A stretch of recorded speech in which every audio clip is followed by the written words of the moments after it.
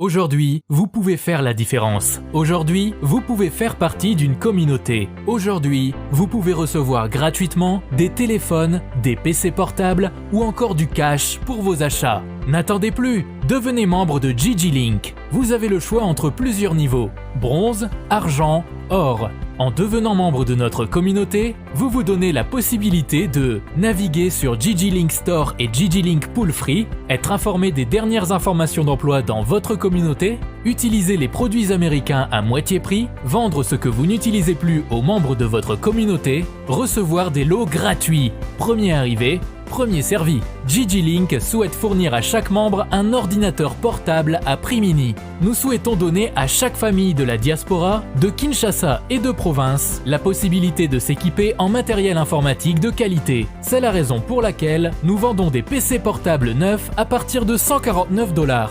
Ne tardez plus, visitez ggLink.com. Ne tardez plus, visitez ggLink.com.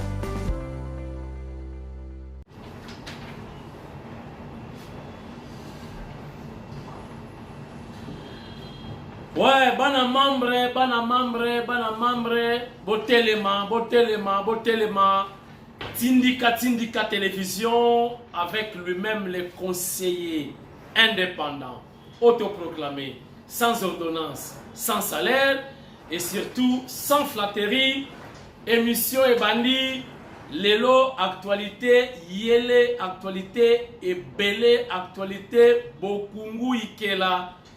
Toza kosolola biso na bino makambo ebele yango na monaki ke l'émission lelo tellement ezali makasi trop ezali sensible trop na kosala ngo na mongote toza na dio d'enfer na muto bo réclamaka pe trop.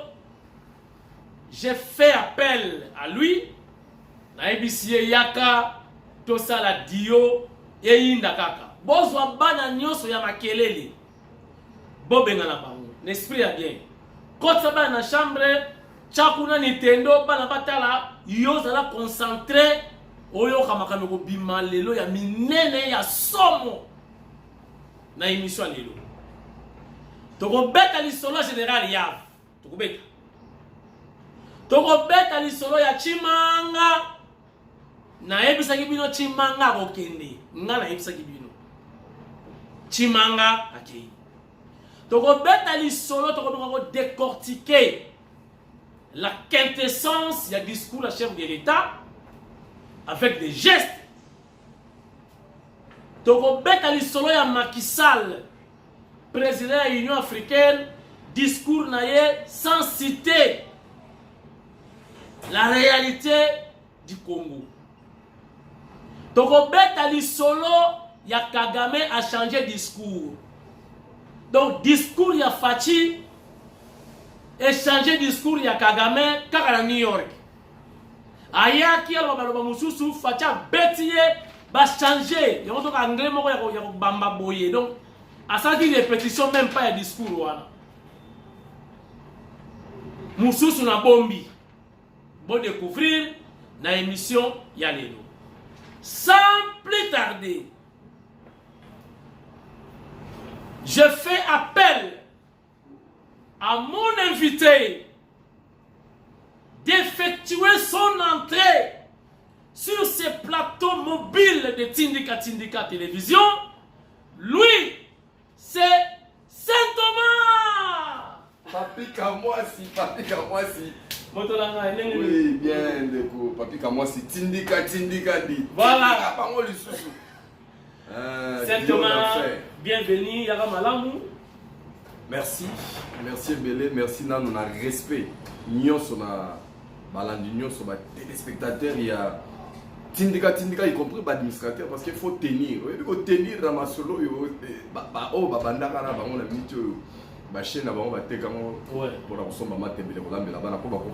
ça c'est vrai. Mais il faut respecter les gars qui ont vécu dans bas donc merci beaucoup Saint-Thomas. Na sali déjà annonce na yo batu baza kotala baza kozela sikoyo nini oko cracher nini oko loba namoni tobanda na discours ya président de la République parce qu'il y a des grands prêtres de l'Ikunzinga discours et parté monde entier malgré bandeko to bena bandeko ya PPRD bango ba bouder na bango discours ndenge pe biso bango bouder discours à Kabila bango pe ba bouder na bango mais problème ezate certainement yo au retenir nini na discours ya chef de l'État.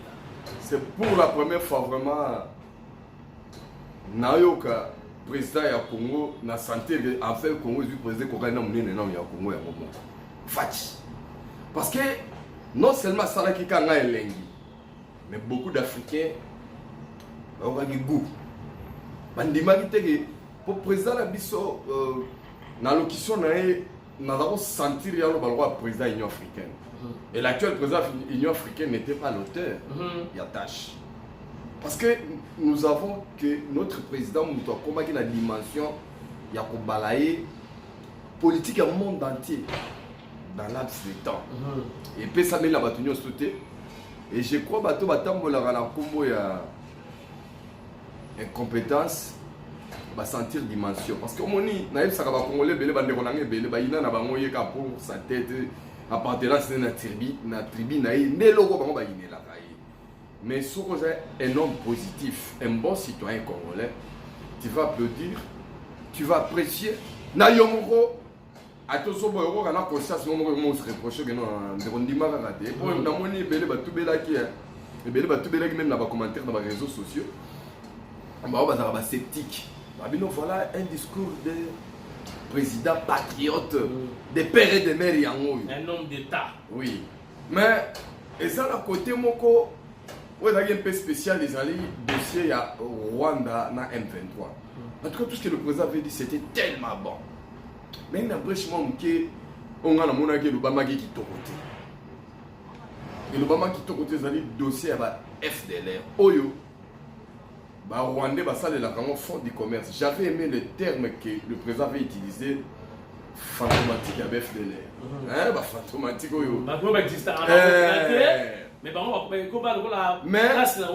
mais j'avais voulu qu'on s'attaque aux causes parce que bah, FDLR, façon, on a M23, on a Rwandais. Normalement, on dirait que FDLR, c'est là où je voulais parler. Ni à cela, on les amener à niveau. Franchement, nous sommes victimes de l'eau congolais pour faire la mato parce que tant que vous vendez pour mille voilà vous vendez devant l'ordinateur vous allez faire ça la même c'est l'hiver na yout ah attendez on va attaquer comme maman goro na ndimi voilà et ça a émotion on a compris na bino depuis 1994 nous allons être victimes il y a complot international allez voir Kengo Adono il n'est pas encore mort il va vous dire Azwaka menace, je vous dis bien menace, Atika couloir, FDLR à Kota, na Mindu qui n'a personnel militaire, na tout bas Kota na yango, na RDC. Donc les lots tous fout à l'issue ya hospitalité na biso. Donc les lots ba millions et des millions ba congolais ba koufi tout simplement parce qu'on a été roulé dans la farine par cette fameuse communauté internationale. Donc on est des signataires, donc on est des gens qui ont ratifié plusieurs protocoles d'accord. Oyo lelo, en quel pays du monde on est solidaire d'une manière ouverte. Parce que tout simplement, on a famille à Clinton, famille à Tony Blair, famille à Sarkozy, à Chirac. Parce que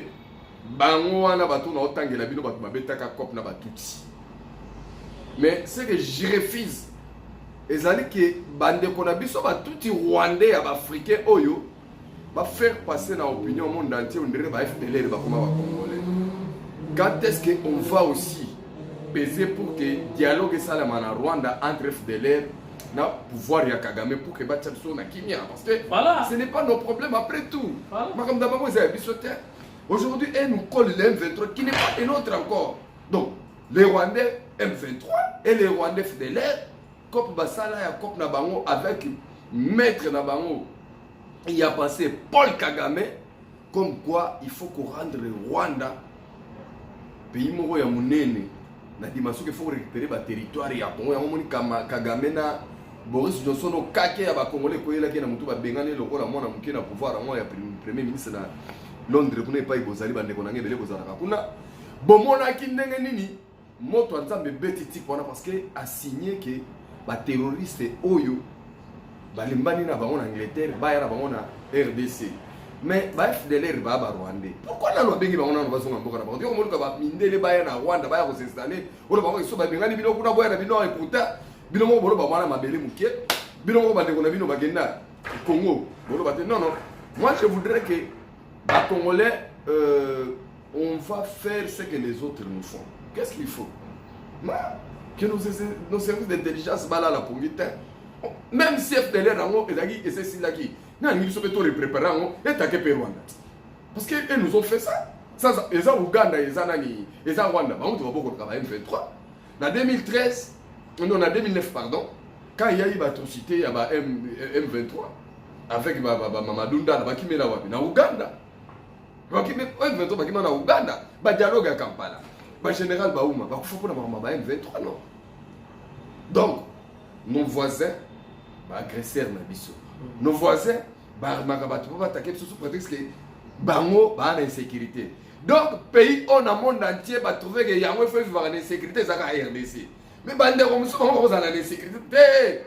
Moi j'ai dit aux Congolais que to monter ba rébellion to benga ba Ougandais o baza ba hostile na pouvoir ya Museveni to benga ba Rwandais o baza ba hostile na pouvoir ya ba Kagame to réarmer pe bango be ba takaka kuna parce que moi aussi je vais voir que ba Congolais ba pouiller bena ba Otouana ti ba continuer na ba territoire ba sous couvert ya ba rébellion ana parce que œil pour œil dent pour dent c'est ce que une bonne politique oyo petit Rwanda va nous respecter sinon si on laisse attention, d'une manière officielle, surtout quand on déclaré guerre à Rwanda.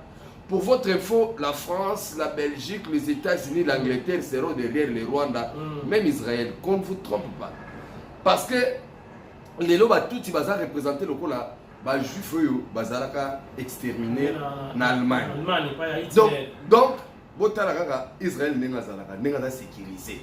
C'est-à-dire qu'il y a une zone tampon pour protéger Israël. Il fait mal aux autres, mais va intervenir tout simplement à sa victime. C'est ce que la politique que Kagame est en train de mener. Mais nous aussi, on doit se réveiller. Nous avons un président qui n'a pas peur, qui dit tout haut. Oui, mais on est le président Bangisina et Patrick Amosi. Non, ils sont mon mot. Non, non, on va bon moteur. N'a pas africain tout va défiler dans la tribune. Non, non, on va niveau à réclamer Afrique pas dans le droit de veto. Tu sais que Dieu aux Alaki Wapi. Tu sais que nous allons Wapi. Comment la prise de décision africaine va s'arrêter. Droit de veto, tous à la raté. Le Conseil de sécurité, tous à la raté. Nandema mabete. Ba Congolais quelque part dans le Baralicambo, Bolimo Congolais, ba Congolais mais toujours comprendre que toujours raté. C'est que le pays moko a battu baza éveillé. Nous avons un problème sérieux. Les alliés Makambo a dit de manière officielle tant les Karatobé Takango Maman Nakara. Discours à président de tout commentaire au Boba Congolais sur 80 millions de dollars à 100 000. Mais c'est quoi Saint Thomas? On a posé une question. Donc on a les réseaux sociaux, mais comment fais-tu à la Kagame, à la Rwanda? Mais mon mère, pour maman Denise, n'a pas photo na moi ça Kagame. Oui. Na contexte, c'est dans spelling. Moni, bilo wana msoza ba question mo kone na ba yuma ba vida kala. Non, mon nga bonga na ma yuma tene famille kana DPS que donc makambo politique kuna ba benga on Nations Unies. Même ba nation ennemi ba za Rwanda. Ba risque pe ba za ki Rwanda. Cela n'empêche pas la photo à famille Kanamaka. Ça sont des photos de famille, c'était écrit à la première dame. Mais le rôle, c'est que tu as un monde à diabolos, à nyosologue, à un prétexte. Ah, on est à c'est qu'il fallait que tu sois à bêter ma pauvre. Oui, maman Denise a su moi c'est Kagame. Non, non, ça. Non, mais Fatih Pena Kagame, c'est qu'il est autour de Macron. Oui, Macron, cela n'empêche pas. Tant que Goma et Koyaka, tant que Goma et Koyaka na M23. En 2008, si je ne m'abuse, non, 2000, comme 2000, avant 2012, 2011, c'est ça qui a pas francophonie en 2009. C'est quand en 2009, il y a un peu en 2009. Tant que Gome Koué, 2 jours après, on a vu Joseph Kabila na Kampala, Bazo Beta, Tintina Kagame na Moussé. Mais il traitait des problèmes pour résoudre ça. Donc cela ne veut pas dire que ce qui, le président Félix Tshisekedi, na tout y a Kagame. Et sa faiblesse, non. Nous avons un seul président qui n'a pas peur de Kagame, c'est le président Fachi. Nous avons un seul président au Congo qui n'a pas peur de Kagame, c'est Fachi. Parce que Fachi n'a pas que Fachi a moins de rebelle.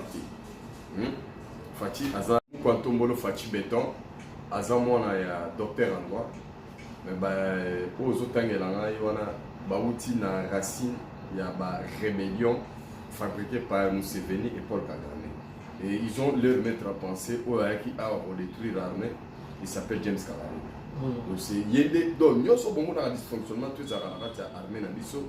Le maître à penser s'appelle James Kabarebe parce que c'est cette armée qu'on lui avait confiée librement à celle où on est au sala. Quand on regarde zonga qui on a tika qui banane bada ten mebele. Bada ibele bazala. Na yo qui bisola bizimakara. Il paraît que bizimakara na kin. Ali kana iba Thompson. Alors on est dans le plan hôtel. Mais vraiment parce que tout le monde a guerre ni c'est Thomas. Si ko bagero yo ngana ebisaka yo souviens-toi émission mo to sala non na ba kana que likamba Rwanda fatika mtako kama parce que fatika mtako isa Museveni na Paul Kagame. C'est dans une émission où il aux autres. Vous Teresa lobby faut négocier à Wakaka donc to négocier na Rwanda na Buru na Rwanda. Kuna Macron lobby il kuna pe photo négocier kaka na Rwanda. Zo baté Rwanda ngo il est qui Rwanda ngo azo réclamer nini? Oui pour nani? Parce que allo Mbappé. Parce que soit avantage toi na mona taille Fachi ko le kabato na tous autres. Na Baxelo moko zela certainement pardon. Kagame a lobby malgré na bi a changé discours wana qui prévu ya wana te tant Fachi a bétier baluki anglais ko bamba anglais pour répondre biso. Mais a lobby ben intimidation yo so na Fachi ça rien. Donc et vous changez pas rien ba ozala kuna donc to so la kaka la vérité ni il faut te placer ça bango pour dans la calme. Ce qu'on va ne pas intimidation verbale rien. C'est que yo biso Fachi nous avons changé makambu mais carrément rien. Ata gazé rien. C'est comme une politique à Fachi et la politique au bino bon parce que Fachi la politique mo boye il y a moi la docteur en droit il Fachi na minute yem ba diviser ni peut-être on va se rendre compte de ça. Comment ça? Voilà. Avant mon Fachi ba na loba biloko to za au mon qui ba semaine ba mo to les gars ba sénateur américain ba ko condamner Rwanda ouvertement. Fachi a s'appuyer kaka na ki Fachi te Fachi a s'appuyer toujours na organisme na ba tcha expert oni mo katindaki ba citer Rwanda ba to CRGL ba citer Rwanda. Ça dit que Fachi a c'est la ba to bord na bangot. D'abord les blancs seront divisés à travers Fachi. Et puis non seulement Fachi a qui na yango te dans na ba no ke Fachi il y a un Kagame, il y a Museveni dans le sens que, en dehors du discours de condamnation à Rwanda, en M23, beaucoup de gens peut-être vont saluer attention. Tout le monde discours à Fachi, il y a un répéter Kolanda Yango. Bon, les gens de Christophe, nous sommes à Kofi. Par exemple, nous sommes à Kofi, pour comprendre les quintessence, il faut attendre. Si discours à Fachi 12 ou 5 fois, on se rend compte de comment on récolte, comment on a Fachi présenté dans RDC, il y a qui tombe un pays solution en matière énergétique, énergie renouvelable, pays solution en réchauffement climatique. Même en gaz, tu auras danger. Alors, Fachi a une tête monde entier que au Rwanda, na Ouganda, au pays Sabino, les Arabes ont le logo. C'est dérisoire. Non, les Arabes ont le logo. Harry Morton.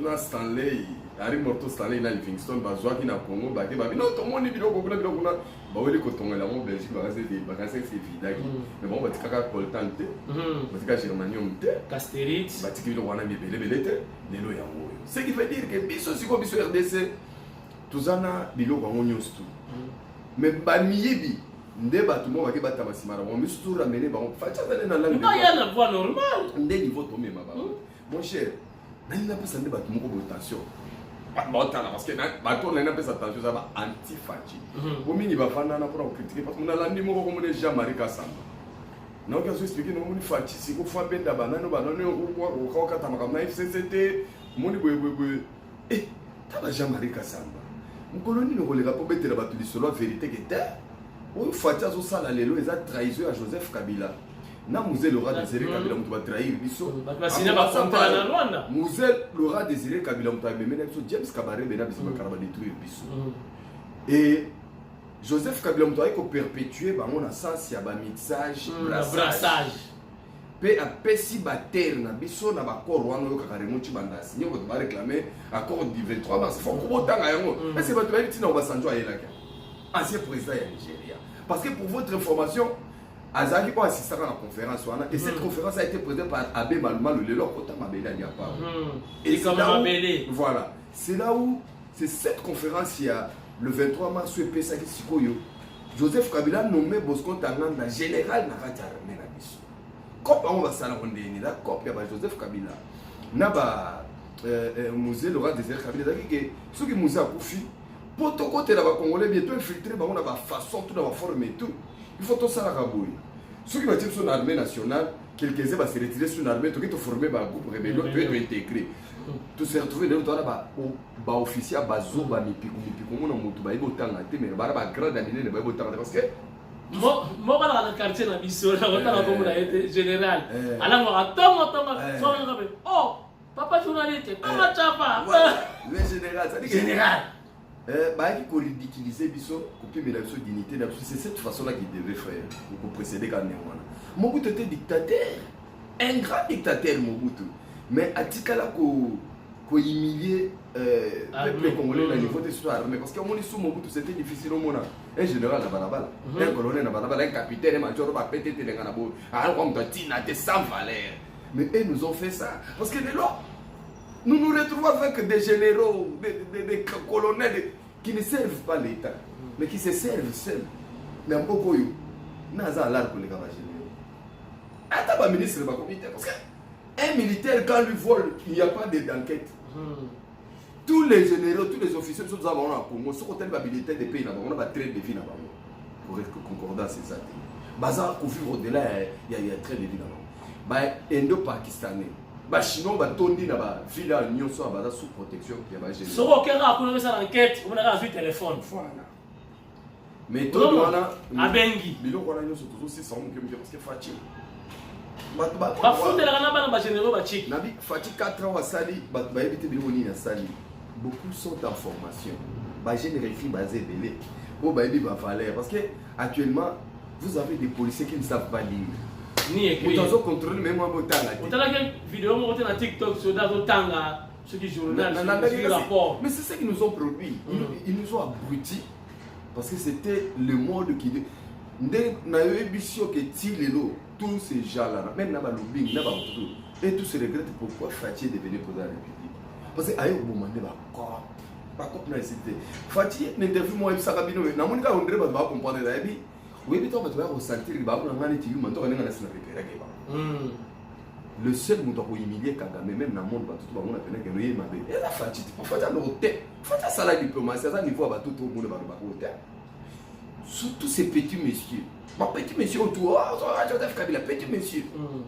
Ma petit monsieur, parce que. Non, comme tu dis, non, c'est Joseph Kabila qui est l'unificateur qui a unifié. Notre monde miniature unifié, Dan Getler, en tant que pouvoir tailler. Après ça, il va carré mini à Jekami. Pour ça, les lobbying aux États-Unis, à côté de la maison blanche, à côté de George Bush. À mon âme, tout c'était le monde parce que, avec toi, détruire, les lots, tout ce qu'on a. C'est complexe. Dans le bien. J'aimais quiconque au défi. N'a sorti à dialogue inter-congolais. Est-ce que Joseph Kabila agissait seul? Parce qu'en dehors de 1+4, Joseph Kabila a 4 vice-présidents. Batouba se rappelle. Parce que la monde va comprendre que les Congolais qui était William Nassisui? Il faisait quoi? Il présidait quoi? Comité de suivi. Donc, tout ce que les Kabila prenaient comme décision, il faut retomber dans la il va valider. Donc Kabila ne nous dirigeait pas. On se moque de qui? Tout revenait de Kigali. Tout revenait de Washington. Kabila n'a rien fait de lui-même. N'a rien fait pour pas présenter dans le niveau de l'humiliation. On est à la dimension de la humiliation. Donc, ils sont des tiboyés. N'a pas mise en garde dans la dimension de la Chine Chine à Rambo Fazonga. On dit, ce qu'on peut faire, on a été voir la salade. On a été voir la calcul. Journaliste. Oh. Mon état va caber dans le dollar et dans le nandé, c'est quoi? Mais les taureaux à la petite de degré. Quand on a pouvoir dollar et dans le nandé. Non, comment les gens sont devenus des bêtes volontairement? Entre nous, quand on a dit, pour que ça moulouba. Mais Là où je suis content, et c'est que Tshisekedi est avec Dieu et le peuple. Tous ces détracteurs, tous ces homologues, on a Macky Sall, on a Minene pour rien. Baza ba lâche qui, il y a occidentaux mais Fatih ne sera pas lâche qui, il y a mon temps mon côté. Beaucoup comprendre en haut les jours à venir parce que tu remontes comme un plan na biso photos à nana bon na biso. Pour pas mon la biso na photos à nana. Et c'est ça que Fatih est en train de faire. Au moni banda Congo et banda or Mobutu. Kasi koyo magazine Forbes, oui Forbes. Ah Forbes va primer ba journaliste, ba primer ba ministre, ba Walingeti, ba primer Mouyaya. Tout n'a rien dit les gars. Et quand vous savez que ba Congolais ba gagner baza boy parce que ba Congolais ba foutre la taxe, ba l'équipe même pas 300 000. On va foutre la taxe. Mais mindele ba comment de olé e utana minéré, ba milliard de comment utana taxe. Donc, on est déjà mobilisé par les recettes, comme on dit dans les milliards, par les financiers. On dit qu'à recette, on a moins, on 800 millions de dollars. Ah, c'est comment comme ça. Donc, Congo, à part la taxe, à part la minérée. Donc, voilà. Ce qu'ils ont fait, ça, ils ont fait ça surtout comme un an. Et on dit, tant que tu as présenté le bloc pétrolier, à présenter ma probable. Il est au toit, non? Yo, tika makele, la rosale la fatigue.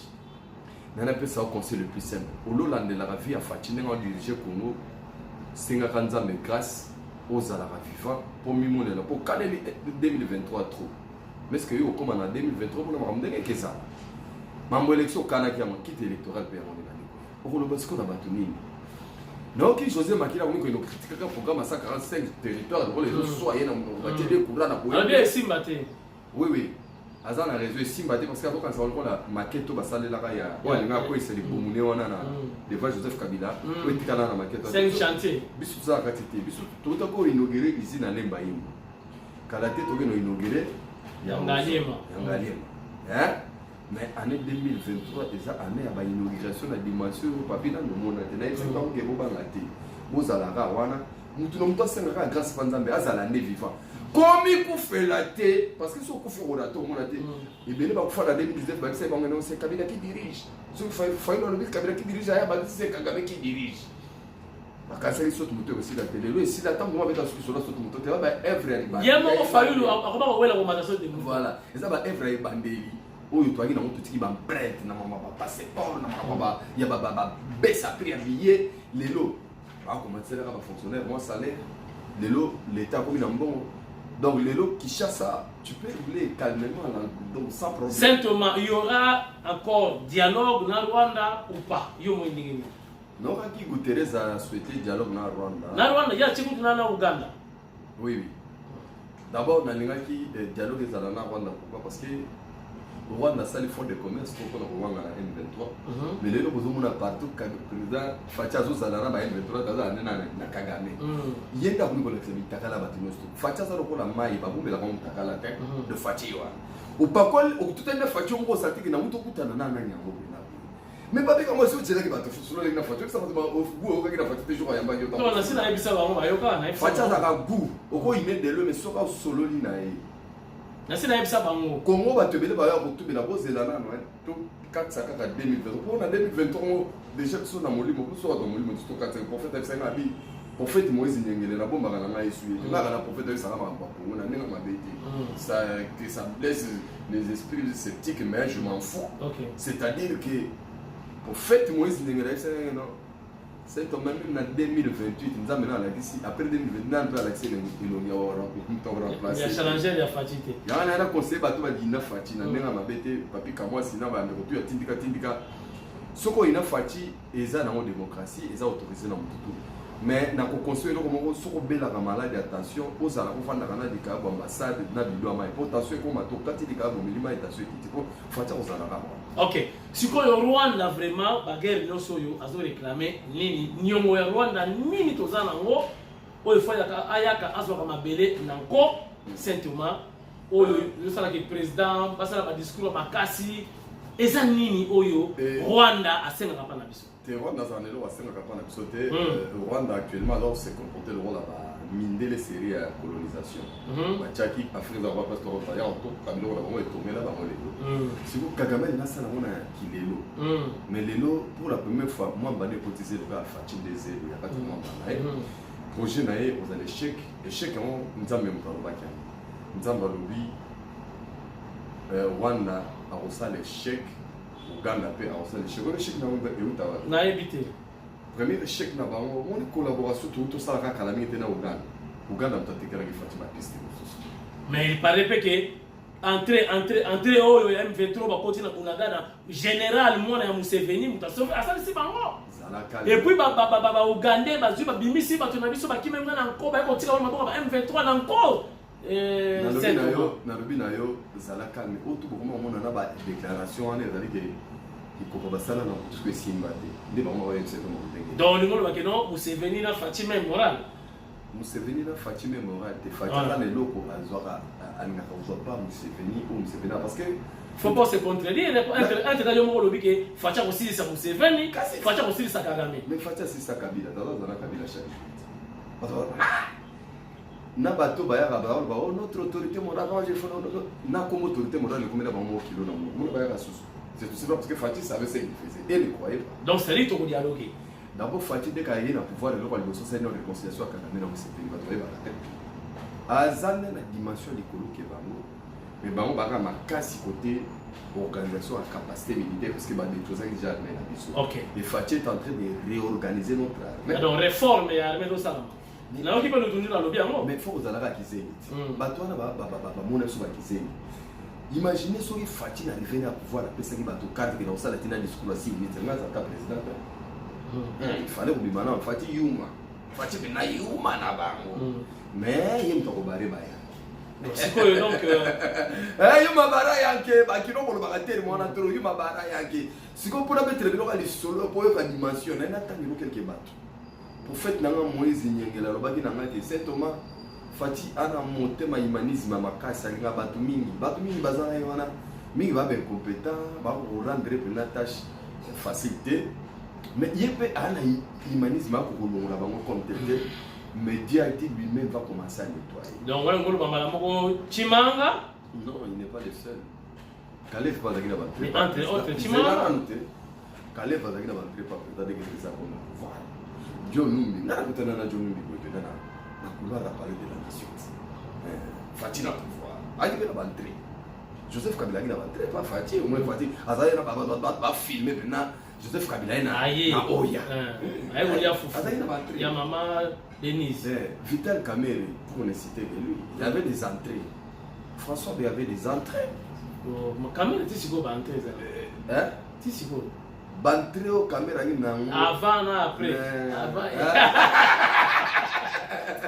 nandela mabete bo babatu na mona neto baboza ona na me babatu na ku tozana Jama Kabunda il avait des entrées bongali Jama Kabunda coïncident ngomsu na ngina audience na Fatima là ce n'est pas au pouvoir et l'opposition parce que Fatima fallait quand même Saint Thomas parce que on a deux personnes moko azana mabele pe ya sona moko azana na makala ya Kabunda na président ya conseil des sages na Pierre Lumbi donc bon bazaki tout fani to mela mona bo fa belo bosela bodanse tout monde na ka soki Pierre Lumbi ya na na carte ko ta kamba na moko pa fati pa a on ta 3 heures vite bon nani Kabunda yeso ka yepa da na aninga ka kuta tamto moko kale te mena mito mi kale ko muni siko c'est ça la réalité c'est que batu mingi nzambe awala kolongola bango pe na fati ça que même Fatima te malongola bango comme na vidéo Chimanga arrestation provisoire mais après liberté provisoire interdit na ngo pe siri na ngo siri na liberté provisoire on a besoin de na bango makasi parce on a assujetti oh minzoto bela moi Dimitri bungalo wana na pression raison ba liberté provisoire ko kaka oui quelque part on erdo ba ni wana na mona erdo metu sumo ko sara ma justice liberté provisoire ça ka droit na ba sengela bazonga na société bakeli bela yo ka justice c'est le bible na le bible na meandre justice ba bible toute personne a la présomption d'innocence au départ ça dit que na état de droit nyosto quand on vous arrête si tu as des avocats qui savent bien plaider pour toi, pas qu'on va quitter, bakoaccorde liberté provisoire na limite na sala ngo kwa comparaison parce que comparaison pesa la raison te mais c'est exemple non pesa oui président FIFA na Michel Platini bakanga ki bangote lelo bazala en fait ba même bazala mo ba innocent ba data ino comme côté mais ça c'est la justice internationale d'ailleurs ils sont en liberté provisoire actuellement donc beaucoup tu as eu la liberté provisoire non tu vas pas condamner tout ça va capofier va faire donc on a évité on dirait pas tout ce qui va comme dans monde là ba comme ba avec le seul gars là il c'est ça on appelle justice ya ba riche ba pauvre ne ba kemba na makala ba ba kutuki ba avocat exact j'arrive ba combattant monsieur pas ba makala télé ba justice ba combattant il est pèse oui voilà il y en a le baboy c'est sous Fachi que moi je vis n'est-ce pas à 4 ans on a changé 3 présidents constitutionnels Fachi en entrant il était avec Benoît Luamba après Benoît Luamba j'ai vu Pierre Kalouba. C'est pour vous dire qu'il y a un souci. Fatia a un souci. Il fait que. Il faut redresser. Bateau, justice. Mener, il y a appareil judiciaire. Basa la bateau, basa un souci que c'est la justice qui élève une nation. Mais on a vu un président constitutionnel à se laisser corrompre par un ancien premier ministre pour rien vraiment avec des petits moyens pour passer des déclarations comme quoi. Constitutionnel est incompétent pour juger un ancien premier ministre. Vous vous imaginez, ça c'est d'abord saboter même l'œuvre du commandant suprême, magistrat suprême. Voilà pourquoi, avec l'État, je ne sais pas tout éradiquer. Parce que pour éradiquer mal les gens, pareil, il y a l'État, il y a Congo, c'est tout un problème. Ok, par le mine. Vidéo qui m'a battu na vidéo ont négocié par marché autour du président. Bon yo papi au niveau boya que même autour du président va bavana pena pour mon président faut que ça va mon mbo. Comme on est audience. Oui, ba to bazawa neza na mon secrétaire. Président il makambo na te mais ba on basala kango na cause parce que ba mon président net yuma. La 5000 tous les yanko baza autour du président ba boulaka ke président za yuma. Boye ba ga ayaki. Aye ba na ye botanga ka bali senenge bozaki wana na ndenge bozala ka bokomi biso to wana soka na suka ko toto biso so problème biso joana na ko le kana ko to ko ba zo fuyenga makasi même si muto zo fuyenga bi au moniteur yo fuyenga o l'exaler bato bo fuyaka te muto ba ko taka pas président ba na gérer mais le ko ko détecter ba ko président ba détecter ka ba mo ba François Beya yo détecter ba kale ko kimisa mboko ba John Numbi yo zana na foza la fachi. Saint-Thomas, Toshité, parce que télévision peut la Rangonga, balandi qui sont déjà trop pour vider matière nion surtout les lotés. Oui, merci. Toshité.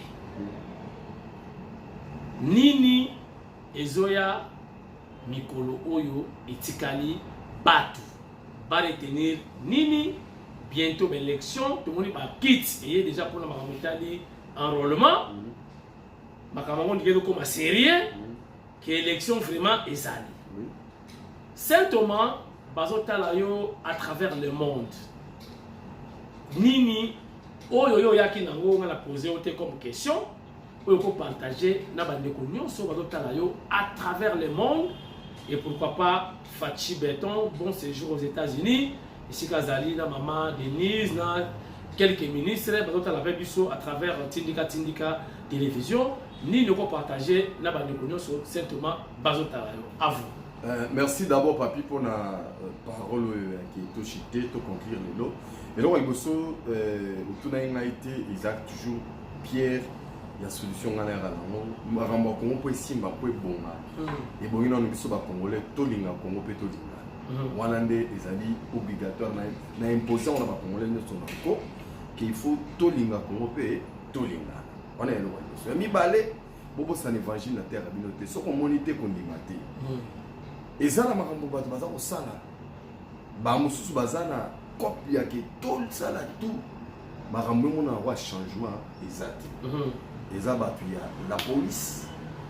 Et ça na ba militaire, et ça na ba fonctionnaire qui met une chose grave même opérateur économique ba kotina kopa. Je crois mon na ba réseaux sociaux na ville ya Kananga.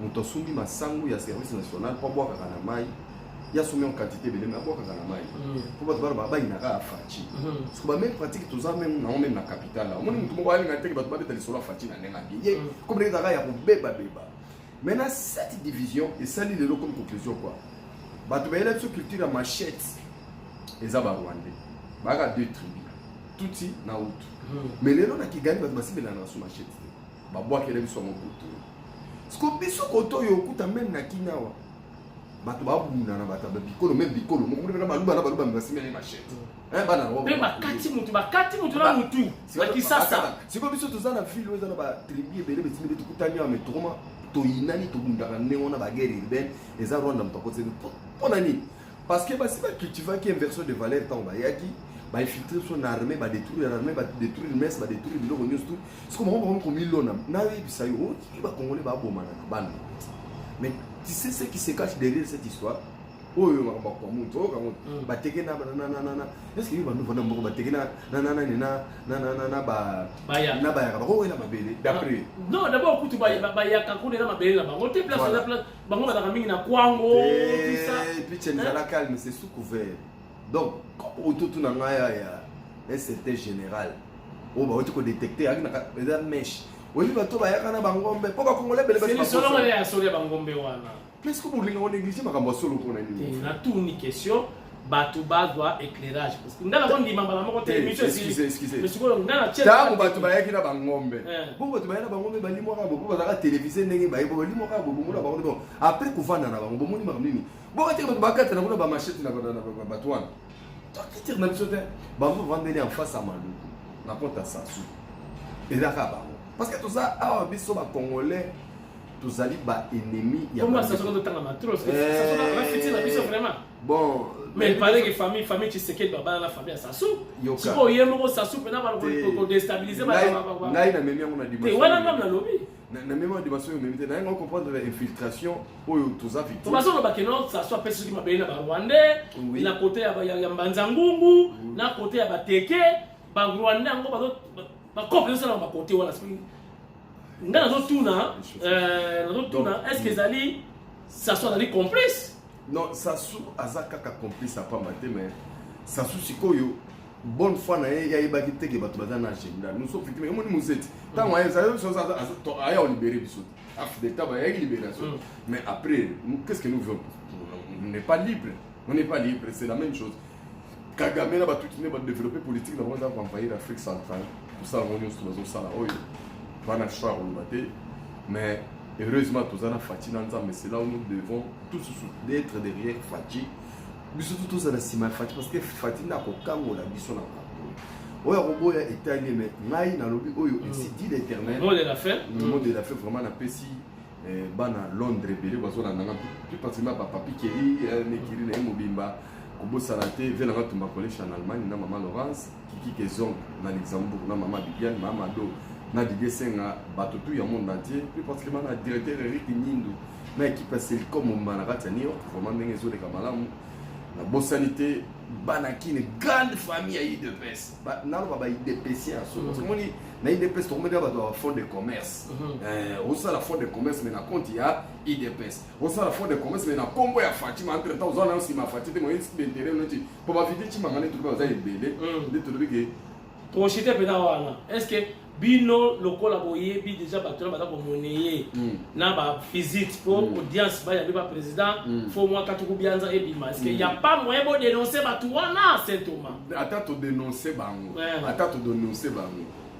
et ça la nini faut comme tout bon ça continue muta ba be président attends to dénoncer bango ça ni parce que nzambe mo wazo sala ka nettoyage yo ko forcer il y a des choses que tu peux forcer mon frère à un moment donné yo to agino na problème na yo to agino na campagne na Fati na Camille tout ça na yo de to na yo est-ce que Fati avait forcé pour être président non c'est Dieu qui avait voulu que Fati soit président mais les gens vérifient les gens si la communauté nationale va pas ni ba que Fati té mais les autres Martin Fayulu moi ko mona geno na o ça na ta pamba avant viser 2023 mais est-ce que sera encore candidat quand même merci na ba congolais merci na ba le monde entier na bossa na ki mo ka la na mboto eza yo parce que j'ai beaucoup de gens oyo balinga ka boyo kana travers yo moi si na mi qui sait pas la banque il y a tout moment en orbe on attend dans salut roni na ya.